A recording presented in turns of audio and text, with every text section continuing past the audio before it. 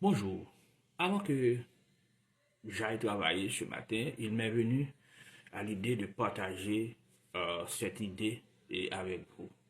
Et je vais vous dire ce matin que Dieu n'a pas dit que ce serait facile, mais il a promis que tu n'y serais jamais seul dans la vie.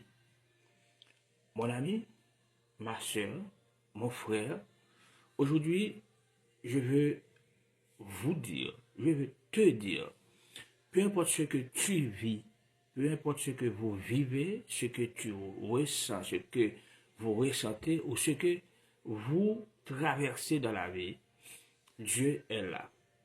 Hein? Vous le savez. Donc, vous n'êtes pas oublié, vous n'êtes pas abandonné, vous n'êtes pas euh, invisible. Votre combat, Dieu le voit. Vos larmes, Dieu le comprend. Il est prêt pour les accueillir. Laissez-moi vous dire une chose, vos silences, Dieu les comprend. Et même dans vos moments de doute, même dans vos moments de peur, même dans vos moments de fatigue, Dieu reste fidèle. Peut-être vous vous demandez pourquoi. Peut-être vous dites pourquoi moi. À ce moment vous dites pourquoi ça. Pourquoi maintenant. Mais laissez-moi vous rappeler que les saisons de votre vie sont entre les mains d'un Dieu souverain, d'un Dieu qui sait agir, qui entend et qui attend le moment opportun pour intervenir. Il ne perd jamais le contrôle. Ce qui vous paraît aujourd'hui être une impasse est parfois l'étape qui pratiquement précède un miracle. Je peux vous dire que Dieu utilise même les brisures pour construire, pour bâtir quelque chose de nouveau. Même euh, les déserts ont une fin. Même les nuits les plus longues, eh bien, prépare l'aurore. Il y a une lumière au bout de votre vallée, car le Dieu que vous servez, le Dieu que nous servons, n'est pas un Dieu lointain. Il est l'Emmanuel, Dieu avec vous. Ne laisse pas jamais les circonstances définir votre foi.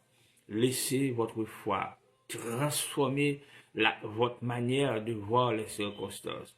Laissez-moi vous dire une chose, et cette chose est importante. Le diable, il veut vous faire croire que c'est fini, mais que vous n'en sortirez jamais. C'est ce qu'il veut vous faire croire chaque jour. Il veut vous faire croire que Dieu vous a tourné le dos. Mais la vérité, c'est que Dieu est en train de vous fortifier, de nous fortifier. Il est en train de nous enseigner, de nous former, de nous préparer pour quelque chose beaucoup plus grand. Alors, levez la tête, priez, même si ce n'est, même si vous ne voyez pas tout justement l'issue. Mais laissez-moi vous dire, même en silence, priez, louez, même dans les larmes, avancez, même à petits pas, parce que celui qui a commencé une œuvre en vous, eh bien, la rendra parfaite, la rendra parfaite.